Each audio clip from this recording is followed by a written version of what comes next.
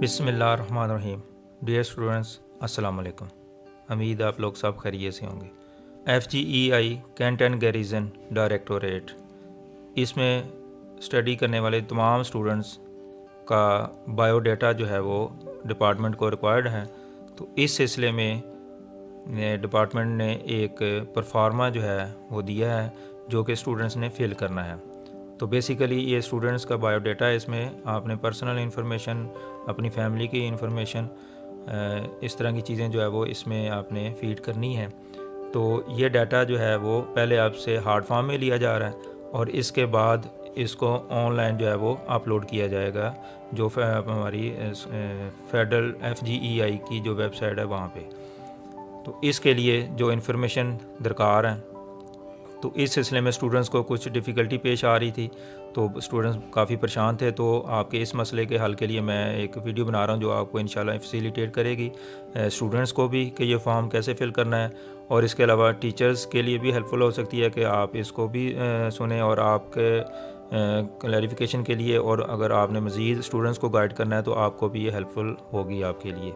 तो जिस तक स्टूडेंट्स तक या टीचर तक मेरी ये वीडियो पहुंचे तो काइंडली आप अपने स्कूल के जो व्हाट्सएप ग्रुप हैं उसमें शेयर कर दें, ताकि तमाम स्टूडेंट्स जो 1 क्लास से लेकर 10th क्लास तक जो FGI के स्टूडेंट्स हैं उनको फैसिलिटेट किया जाए कि ये फॉर्म जो है वो आसानी से फ़िल कर सकें।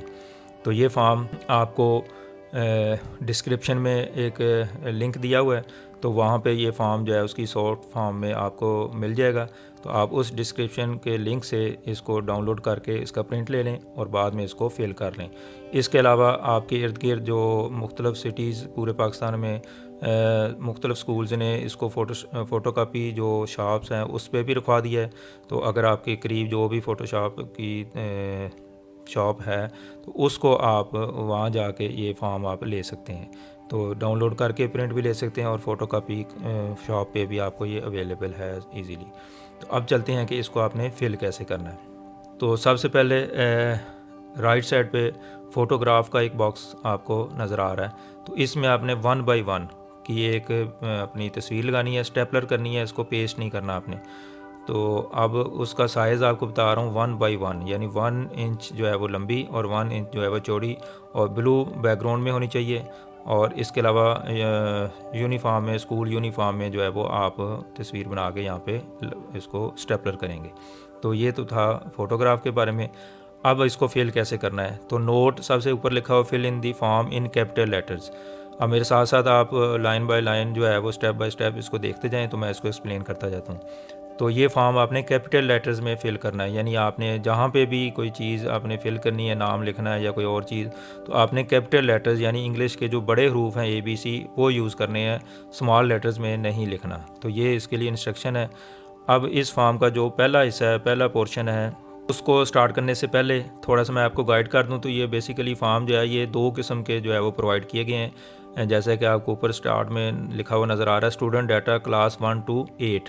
तो 1 to 8 के लिए फॉर्म अलग है और 9th और 10th के लिए फॉर्म जो है वो अलग है। ये सिर्फ इसकी हेडिंग की हद तक है, लेकिन जो इसके नीचे फॉर्म के जितने भी पर्टिकुलर्स हैं वो सारे सेम ही है सारी क्लासेस के लिए। सिर्फ स्टार्ट में एक जो हेडिंग है वो डिफरेंट है। तो इसलिए जब जो स्टूडेंट 1 से 8 तक हैं तो वो फॉर्म लेते हुए देख लें कि उनका फॉर्म जो है वो 1 से 8 वाला हो, और जो 9th और 10th के स्टूडेंट्स हैं वो ये देख लें कि उनका फॉर्म जो है वो 9th और 10th वाला है।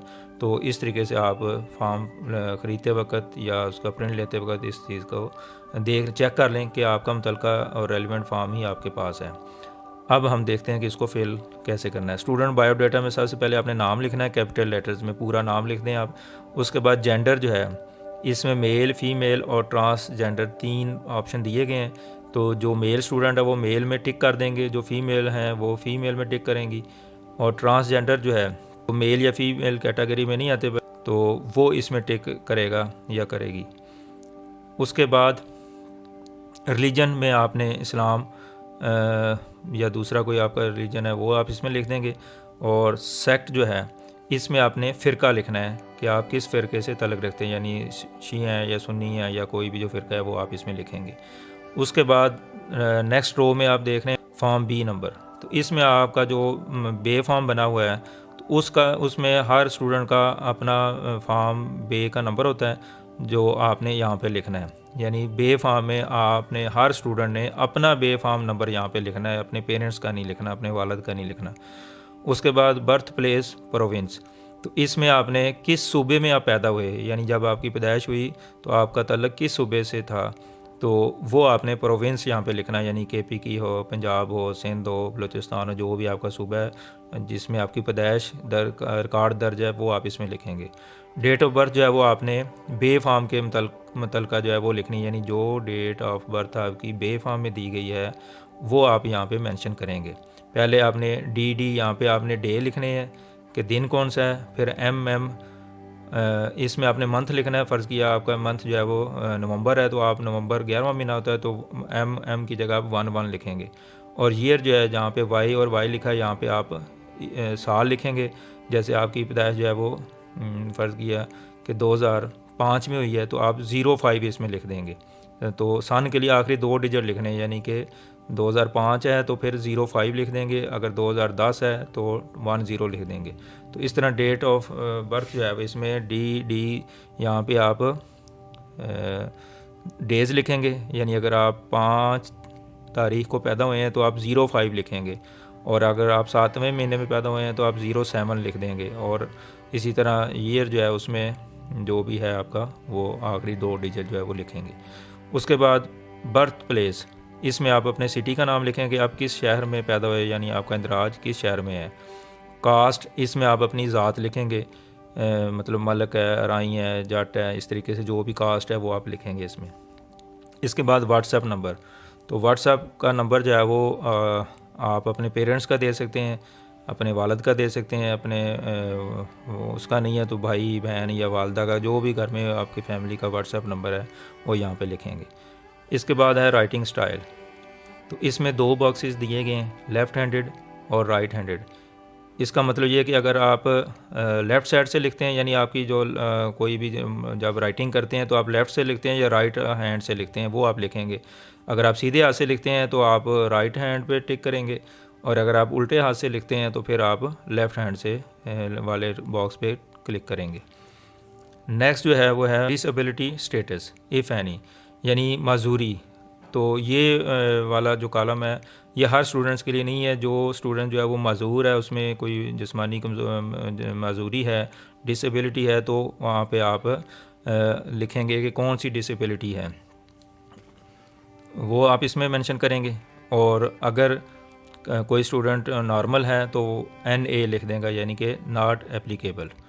इसी तरह अगर डिसेबिलिटी डेट, अगर कोई स्टूडेंट डिसेबिलिटी शो करता है कि वो डिसेबल है तो फिर ये अगले कॉलम फिल करेगा। अगर कोई डिसेबल नहीं है, नॉर्मल है, तो फिर ये अगले कॉलम जो है वो डिसेबिलिटी डेट भी नहीं लिखेगा, वो डिसेबिलिटी टाइप भी नहीं लिखेगा, नेचर ऑफ डिसेबिलिटी NA सब की जगह आप लिख देंगे, यानी नॉट एप्लीकेबल अगर आप डिसेबल नहीं है तो। अगर आप डिसेबल है तो फिर आप सारी ये कॉलम फिल करेंगे। डिसेबिलिटी डेट लिखेंगे कि ये जो माजूरी आप में मौजूद है आपके जिस्मानी तौर पर, वो किस डेट को आप माजूरी आपके लाहक हुई थी, तो वो डेट लिखेंगे।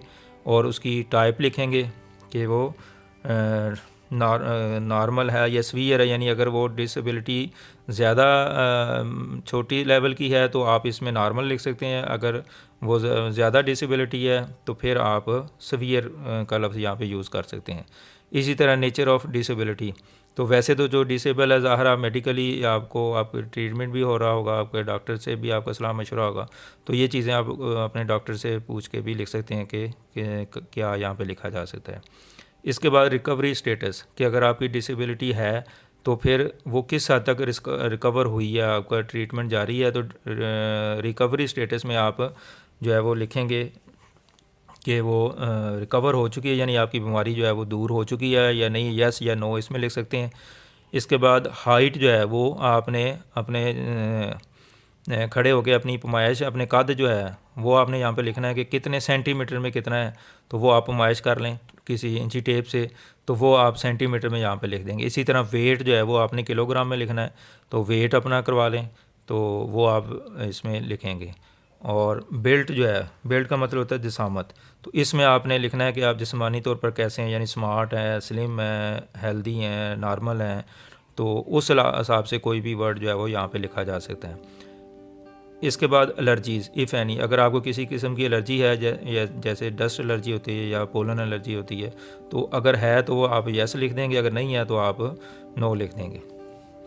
उसके बाद ब्लड ग्रुप, तो इसमें ब्लड ग्रुप आपको पता होना चाहिए, अगर नहीं है तो आप किसी मेडिकल लेबॉर्ट्री से इसको चेक करवा लें अपने ब्लड को, तो वो यहाँ पे लिखेंगे। अगर आपका ए पॉजिटिव है तो ए पॉजिटिव वाले बॉक्स में को फिल करेंगे, ए नेगेटिव है तो ए नेगेटिव वाले कॉलम जो दूसरा है उसको क्लिक कर देंगे। इसी तरह B positive, B negative, A B positive, A B negative, O positive, O negative. तो जो जिस कैटेगरी का भी आपका ब्लड ग्रुप है उस बॉक्स को आप क्लिक कर देंगे और बाकी खाली छोड़ देंगे। इसके बाद डिज़ीज़ इफ़ एनी, यानी अगर आपको कोई ख़ास बीमारी है जो परमानेंट है तो वो आप यहाँ पे लिख सकते हैं। अगर नहीं है, कोई बीमारी नहीं है, तो आप NA लिख दें, यानी नॉट एप्लीकेबल, NA बड़ा। इसी तरह सिविरिटी ऑफ डिज़ीज़, कि आपको डिज़ीज़ अगर है तो किस किस्म की, अगर तो आपने यस लिखा है तो फिर आप डिज़ीज़ बताएंगे कि वो सीवियर है या नॉर्मल है, यानी बाद बीमारियाँ मामूली नौयत की होती हैं लेकिन परमानेंट होती हैं, और बाद बीमारियाँ जो है वो बाद डिजीज़ जो है वो ज़्यादा मतलब उसकी शिद्दत ज़्यादा होती है, तो फिर आप उसमें सीवियर या नॉर्मल का लफ्ज़ जो है वो यूज़ कर सकते हैं। इसी तरह डेट फ्राम और डे टू, यानी वो बीमारी अगर आपको कब शुरू हुई उसकी डेट लिखनी है, और कब तक अगर तो जारी है तो टू डेट लिख दें, और अगर वो बीमारी आपकी ख़त्म हो चुकी है यानी आपकी ट्रीटमेंट मुकम्मल हो गई और आप ठीक हो चुके हैं, तो जिस डेट को आपकी बीमारी वो ख़त्म हुई थी वो डेट यहाँ पे आप लिख सकते हैं। इसके बाद रिकवरी स्टेटस, रिकवरी स्टेटस जो है इसमें भी आप बता सकते हैं कि वो किस कदर बीमारी आपकी दूर हुई है। पूरी मुकम्मल दूर हो चुकी है तो परसेंटेज में भी ये लिखा जा सकता है भाई बीमारी की जो मौजूदा सूरत हाल वो क्या है, किस हद तक रिकवर हुए हैं, यानी कि आपकी रिकवरी कंप्लीट रिकवरी है या पार्शली रिकवर हुए हैं, तो इस तरीके से आप इसमें मेंशन करेंगे। वैक्सीनेशन, तो इस बीमारी के इलाज के लिए जो वैक्सीनेशन आपको दी गई है, तो बेहतर ये कि ये कॉलम जो है डिज़ीज़ के बारे में और डिसेबिलिटी के बारे में, जो स्टूडेंट तो नॉर्मल है तो ज़ाहिर उनको तो ये कॉलम फिल करने की ज़रूरत ही नहीं है, और जिन स्टूडेंट्स को कोई ना कोई मसला है, वो डिसेबल हैं या वो कोई डिज़ीज़ परमानेंट डिज़ीज़ पे मुब्तला हैं, तो ज़ाहिर है वो अपने डॉक्टर के मशवरे से उनको इन्फॉर्मेशन मौजूद है उनके पास, तो वो इसके मुताबिक ये कॉलम जो है वो फिल करेंगे। अब हम इस फॉर्म का जो दूसरा पोर्शन उसकी तरफ चलते हैं, कॉन्टैक्ट डिटेल्स। तो इसमें आपने फादर्स और गार्डियन सेल नंबर, यानी अपने वालिद का, अगर आपके वालिद की बजाय आप किसी गार्डियन के साथ रह रहे हैं तो फिर आप उस गार्डियन का जो आपका सरपरस्त है उसका सेल नंबर यानी मोबाइल नंबर जो है वो यहाँ पे लिखेंगे। उसके बाद फादर ईमेल, यानी अपने वालिद का जो ईमेल एड्रेस है वो आपने यहाँ पे लिखना है। अगर आपने वो पहले नहीं बनाया तो इसको ईमेल एड्रेस को बना लें, तो वो यहाँ पे आप लिखेंगे। तो ईमेल एड्रेस बनाने के लिए भी मैंने एक वीडियो जो है वो अपलोड की है, तो वो डिस्क्रिप्शन में उसका लिंक दिया है, तो वहाँ से आप क्लिक करके जो है वो ईमेल कैसे बनानी है तो उसका तरीका भी आपको बता दिया गया है उसमें, तो वो वीडियो देख लें ताकि अगर आपको ईमेल एड्रेस नहीं बनाना आता तो बना के वो यहाँ पे आप लिख सकते हैं। उसके बाद लैंडलाइन, इसका मतलब ये कि आपका जो PTCL का अगर कोई नंबर है तो वो यहाँ पे आप लिखेंगे, अगर नहीं है तो आप NA लिख दें, नॉट एप्लीकेबल। उसके बाद मदर सेल नंबर, इसमें अपनी वालदा का आप मोबाइल नंबर लिखेंगे, अगर उनका कोई पर्सनल नंबर नहीं है तो घर में जो नंबर यूज़ होता है वो आप यहाँ पे लिख सकते हैं। इसके बाद मदर ईमेल, तो इसी तरह मदर ईमेल जो है वो भी आपने लिखनी है। तो यकीनी तौर पर बहुत सारे बच्चे ऐसे हैं जिनके फादर या मदर की ईमेल एड्रेस नहीं बना होगा, तो वो नए सिरे से इसको बना सकते हैं। तो डिस्क्रिप्शन में इसका लिंक दिया गया कि आपने ईमेल एड्रेस कैसे बनाना है, तो उसको देख के आप ईमेल एड्रेस बना दें और यहाँ पे लिख लें। उसके बाद प्रेजेंट एड्रेस, यानी जो मौजूदा आपका पता है वो लिख दें, ये तो ईजी सी बात है। उसके बाद प्रोविंस सूबा लिख दें, डिस्ट्रिक्ट लिख दें और सिटी आप लिख दें, तो ये एड्रेस आपका मुकम्मल हो जाएगा। तो ये थी आपकी कॉन्टैक्ट डिटेल। इसके बाद इसी हिस्से में एक चीज़ और मौजूद है, परमानेंट एड्रेस। परमानेंट एड्रेस आपने लिख देना है, जो आपका मुस्तकिल पता है वो लिखेंगे आप इसमें। और इसके अंदर जो लास्ट कॉलम है वो है इंटरनेट कनेक्टिविटी प्लेटफॉर्म, कि आप घर में कौन सी डिवाइस यूज़ करते हैं इंटरनेट से कनेक्ट होने के लिए, यानी सेल फ़ोन यूज़ करते हैं या टैबलेट यूज़ करते हैं या लैपटॉप यूज़ करते हैं या डेस्कटॉप मतलब पीसी यानी पर्सनल कंप्यूटर, जो आपका कंप्यूटर सिस्टम होता है वो यूज़ करते हैं, या इनमें से कोई भी नहीं करते। तो घर में आपको जो भी फैसिलिटी हासिल है, जो भी, अगर एक है तो किसी एक को टिक कर दें, अगर एक से ज़्यादा चीज़ें यूज़ करते हैं तो उन सब को टिक कर दें आप। नेक्स्ट जो है वो है फैमिली डिटेल। अब इस हिस्से में आपकी फैमिली के बारे में कुछ इंफॉर्मेशन रिक्वायर्ड है। तो उसमें सबसे पहले फादर्स नेम, ये कैपिटल लेटर में आपने लिखना है। फिर फादर स्टेटस यानी वालिद का स्टेटस के बारे में आपने लिखना है कि अलाइव या डेड, यानी वालिद आपका अगर ज़िंदा है तो अलाइव को टिक करेंगे, और अगर उनकी डेथ हो चुकी है तो डेड को क्लिक करेंगे, टिक कर देंगे इसमें। तो आगे फादर CNI नंबर, तो यहाँ पे अपने वालिद का शनाख्ती कार्ड का नंबर आपने लिखना है जो कंप्यूटराइज शनाख्ती कार्ड है। लेकिन बाज़ स्टूडेंट्स के वालिदैन बहुत पहले अगर फ़ौत हो गए तो शनाख्ती कार्ड नंबर नहीं है, तो अगर वो डेड में इसको टिक किया है तो फिर शनाख्ती कार्ड का नंबर अगर नहीं है तो आप इसको NA लिख दें, नॉट एप्लीकेबल। इसके बाद फादर ऑक्यूपेशन, इसमें आपने अगर आपके वालिद ज़िंदा हैं तो फिर आपने अगर कोई जॉब करते हैं तो वो आपने बताना है कि वो कौन से डिपार्टमेंट से तल्लुक़ रखते हैं, वो लिखेंगे।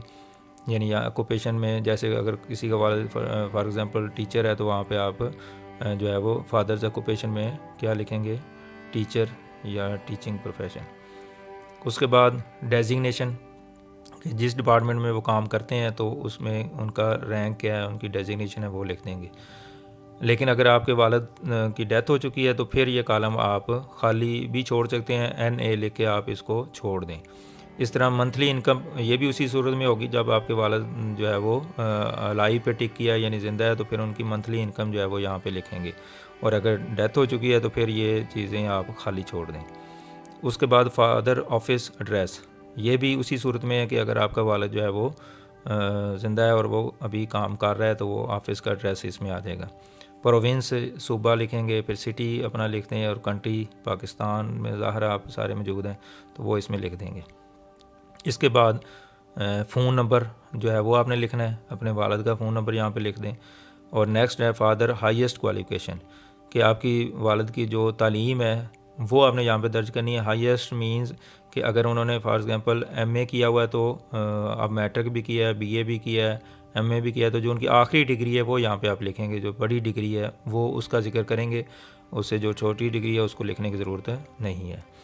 तो अगर किसी के वालिद ने मैट्रिक किया हुआ उसके आगे बाद नहीं पढ़ा तो ज़ाहिर वो मैट्रिक ही लिखेगा।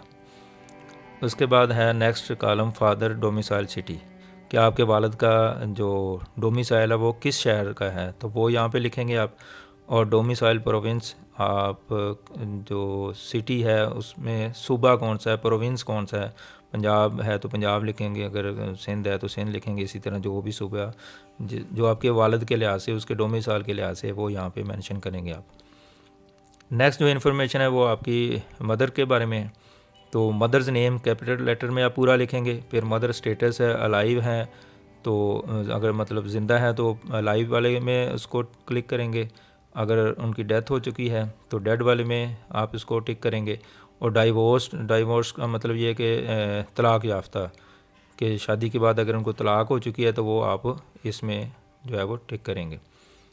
इसके बाद मदर CNI नंबर, तो वालिद ऊपर वालिद का शनाख्ती कार्ड नंबर लिखना है, इधर आपने मदर का शनाख्ती कार्ड नंबर लिखना है। अगर मौजूद है तो लिख दें, अगर उनकी डेथ हुई और शनाख्ती कार्ड का नंबर नहीं है तो NA नॉट एप्लीकेबल भी आप लिख सकते हैं।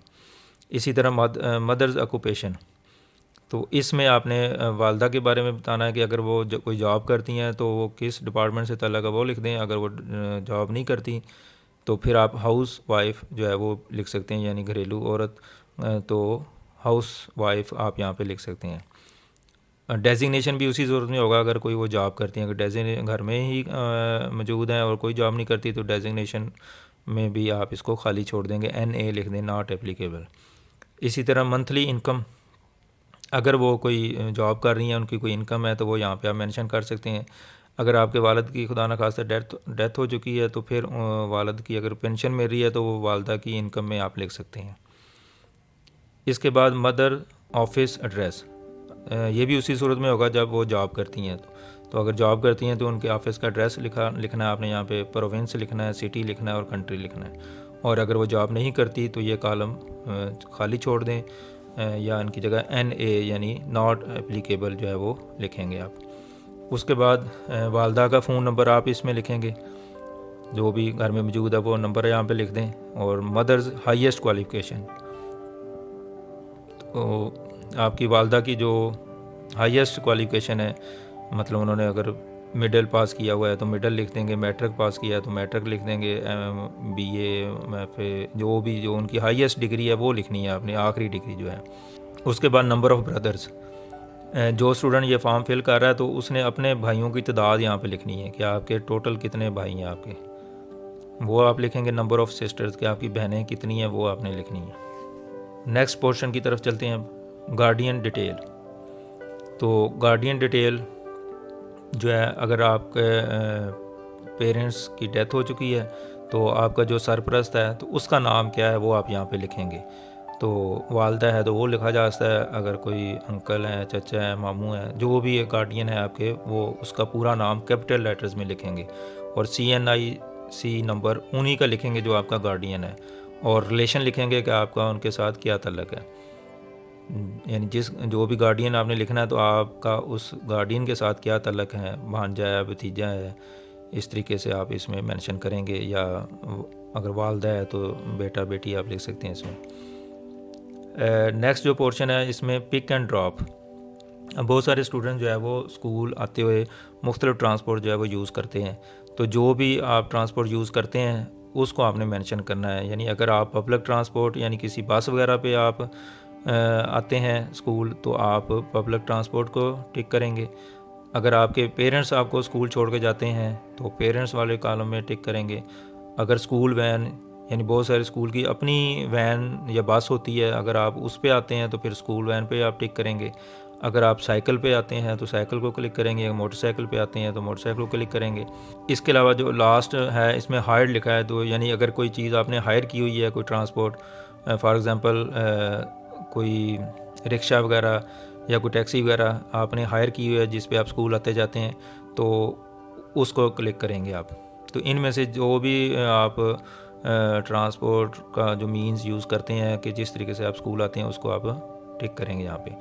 अच्छा, इसके एंड में आप लिखा हुआ ड्राइवर्स नेम इफ़ हायर्ड, कि अगर आपने कोई प्राइवेट गाड़ी हायर की हुई है, रिक्शा है, वैन है, इस तरीके से, तो फिर आप उस ड्राइवर का नाम भी लिखेंगे। और अगर आप ये प्राइवेट गाड़ी हायर नहीं की हुई तो फिर आप नॉट एप्लीकेबल लिख दें, यहाँ पे इसको NA लिख दें इस कॉलम में।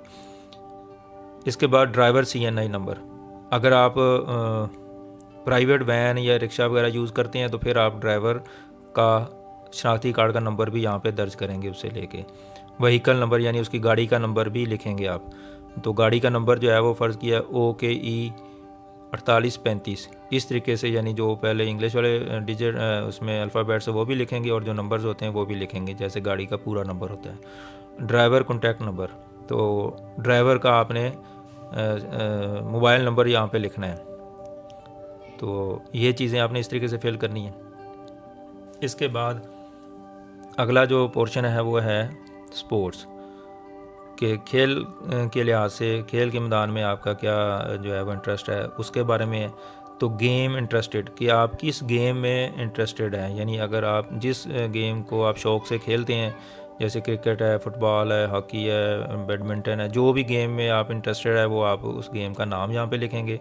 प्लेइंग लेवल, अब प्लेइंग लेवल का मतलब ये है कि आप वो गेम किस लेवल पे खेलते हैं। यानी एक तो ये है कि गली महल्ले में खेल रहे हैं तो वो डोमेस्टिक उसमें आ जाएगा। अगर आप स्कूल लेवल पे गेम्स खेल रहे हैं तो यहाँ पे स्कूल लिख दें आप।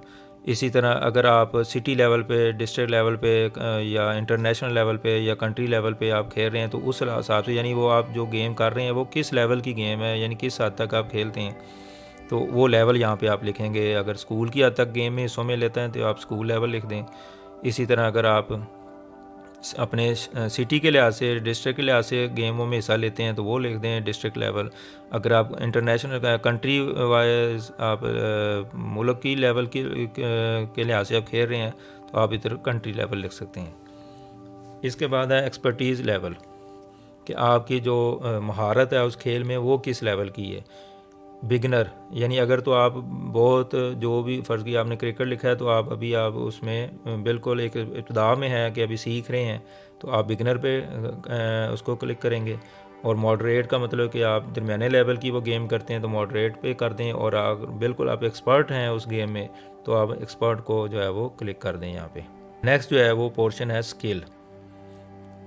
इसमें मुख्तलिफ स्किल जो है जो आप में मौजूद हैं उसके लिहाज से इसको फिल करेंगे आप। तो स्किल टाइप में करिकुलर, पहली है करिकुलर कि आप एकेडमिक के लिहाज से यानी सिर्फ पढ़ाई के लिहाज से हैं तो इसमें क्लिक कर देंगे। बाज़ स्टूडेंट जो है वो मतलब करिकुलर लेवल पे बहुत अच्छा जो है वो खेल कर अपना पढ़ रहे होते हैं, तो उस लिहाज से आप इसमें जो सिर्फ स्टूडेंट पढ़ने के लिहाज से मतलब एक्टिव है वो यहाँ पे करिकुलर पे टिक करेंगे। लेकिन पढ़ाई के लिहाज साथ साथ अगर आप दूसरी चीज़ों में भी हिस्सा ले रहे हैं एक्स्ट्रा करिकुलर, जैसे नात खानी है, स्पीच है और ड्राइंग है, इस तरीके से मुख्तलिफ चीज़ों में आप हिस्सा लेते हैं तो आप इसको क्लिक कर देंगे। इसी तरह अगर आपके अंदर कोई हॉबी मौजूद है कि आप किसी चीज़ का स्पेशल शौक़ रखते हैं, बुक रीडिंग है, इस तरीके से गार्डनिंग है, तो हॉबी में आप वो लिख सकते हैं। और स्पेशल टैलेंट यानी इनके अलावा अगर आपके अंदर कोई ख़ास टैलेंट मौजूद है तो वो आप इसमें जो है वो लिख सकते हैं। यानी स्पेशल टैलेंट में आप ड्राइंग आपकी बहुत अच्छी है वो लिख सकते हैं, या कोई और आपकी स्किल मौजूद है, कैलीग्राफी आपकी बहुत अच्छी है तो वो आप इसमें लिख सकते हैं। अगर एक से ज़्यादा हैं तो एक से ज़्यादा भी आप टिक कर सकते हैं। इसके बाद स्किल लेवल कि आपकी जो स्किल है वो किस लेवल की है, तो इसमें आप बिगिनर, मॉडरेट या एक्सपर्ट यूज़ कर सकते हैं, जैसे ऊपर आपने स्पोर्ट्स के लिए लिखा है। अगर आपकी जो स्किल है वो बिगिनर लेवल की है यानी आप मामूली उसमें महारत रखते हैं तो बिगिनर पे आप क्लिक कर दें, लिख दें इस पर। अगर आप दरमियाने दर्जे की वो स्किल है तो आप मॉडरेट लिख दें। अगर आप वो जो स्किल है वो बहुत हाई लेवल की आपके अंदर मौजूद है, बहुत एक्सपर्ट है, तो आप यहाँ पे एक्सपर्ट का लफ्ज़ यूज़ कर दें। इस डिटेल में आपने क्या लिखना है, इसमें आप उस स्किल को मेंशन कर देंगे। अगर फ़र्ज़ किया कि आपने एक्स्ट्रा करिकुलर पे टिक किया है तो अब वो एक्स्ट्रा करिकुलर में कौन सी चीज़ में आप महारत रखते हैं वो आप उसकी डिटेल दे देंगे, यानी ऐसे राइटिंग है, स्पीच है या किरत है या नात खानी है, जो भी आप स्किल मौजूद है वो आप यहाँ पे डिटेल में लिख देंगे। इसके बाद नेक्स्ट जो है वो फादर गार्डियन सिग्नेचर कि आपने अपने वालिद या जो सरपरस्ता गार्डियन है उसके साइन करवाएंगे और डेट जो है वो यहाँ पे मेंशन कर देंगे। तो ये तो था स्टूडेंट्स का डाटा जो आपने फ़िल करना है। उम्मीद है कि आपको ये बिल्कुल क्लियर हो चुका होगा कि आपने कैसे फ़िल करना है। तो जो भी आपको इंस्ट्रक्शन दी है इसके मुताबिक आपने ये फ़िल करके स्कूल में अपने टीचर्स को जमा करा देना है। इसके बाद नेक्स्ट जो पोर्शन है वो है फॉर ऑफिस यूज़ ओनली, और ये ऑफिस यूज़ वाला जो है पोर्शन जो है वो क्लास टीचर फ़िल करेगा। यानी अब जो अगला पोर्शन है वो बेसिकली क्लास टीचर ने फ़िल करना है। तो इसमें आपने एडमिशन नंबर लिखना है, ज़ाहिर है स्कूल के रिकॉर्ड के मुताबिक आप वहाँ से ले लेंगे। एडमिशन डेट के ये बच्चा किस डेट को स्कूल में दाखिल हुआ था वो लिखेंगे, और किस क्लास में ये पहली दफ़ा स्कूल में दाखिल हुआ था वो लिखेंगे, उसका सेक्शन लिखेंगे। तो ये सारी स्कूल के रिकॉर्ड में जो है वो चीज़ें मौजूद होती हैं, वहाँ से देख के क्लास टीचर्स को फिल करेंगे। और कैटेगरी जो है इसमें सिविल है या आर्मी है या डिफेंस पेड है या रिटायर्ड आर्मी है या एफजी है, तो ये आप इसको मेंशन करेंगे। रोल नंबर जो उसका क्लास का है वो मेंशन करेंगे। इसके अलावा एडमिशन डिटेल, तो ये एक स्पेसिफिक कॉलम है जिसमें कोई कंडीशन अगर है उसकी एडमिशन की तो वो यहाँ पे मेंशन की जा सकती है कि किस कंडीशन के तहत जो है वो बच्चे का एडमिशन हुआ है। और हाउस, इसमें जैसा कि आपका जो हमारा एफजी सिस्टम है इसमें मुख्तलिफ हाउस सिस्टम जो है वो उसकी अनाउंसमेंट की गई है, जैसे Jinnah house, Liaquat house, Iqbal house, sir Syed house. तो वो स्टूडेंट के हवाले से आपने बताना है कि ये जो जिस स्टूडेंट का ये फॉर्म है वो किस हाउस से ताल्लुक़ रखता है, यानी जना में है, लियाकत में है, इकबाल या सर सैयद हाउस, तो वो यहाँ पे आप मेंशन करेंगे। इसके बाद नेक्स्ट जो है वो प्रीवियस स्कूल, अगर तो वो बच्चा पहले जिस स्कूल में पढ़ता आ रहा है वो एफजी स्कूल है तो फिर एफजीईआई पे टिक करेंगे। अगर वो किसी प्रोविंशियल स्कूल या किसी और स्कूल से आया हुआ है तो फिर नॉन एफजीईआई पे टिक करेंगे। तो ये इस हवाले से है। नेक्स्ट जो है वो प्रीवियस स्कूल रीजन, तो अगर तो एफजीईआई से आया हुआ है तो ज़ाहिर वो जिस रीजन से आया उस रीजन का नाम यहाँ पे मेंशन किया जाएगा।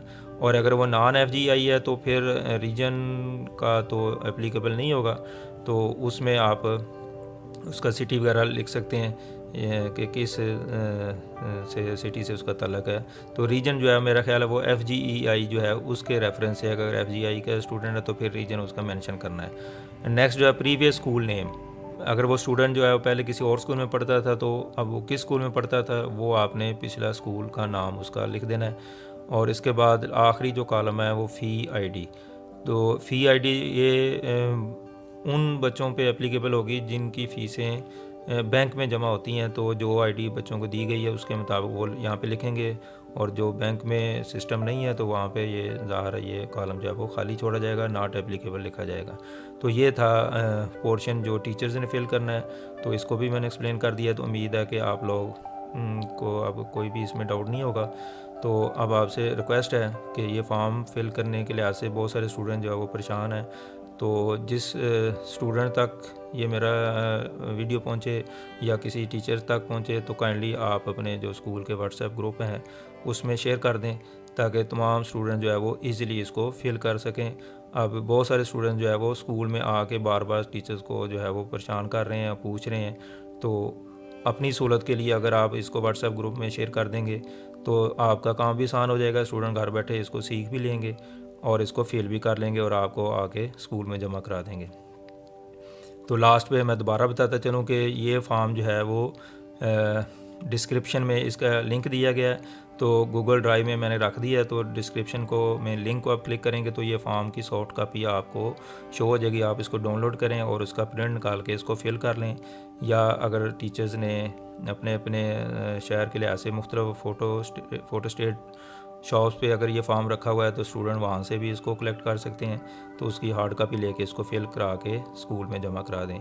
तो उम्मीद है कि आपको ये वीडियो पसंद आई होगी, तो काइंडली इसको शेयर करें और ताकि दूसरे स्टूडेंट भी इससे मुस्तफ़ीद हो सकें। अल्लाह हाफिज़।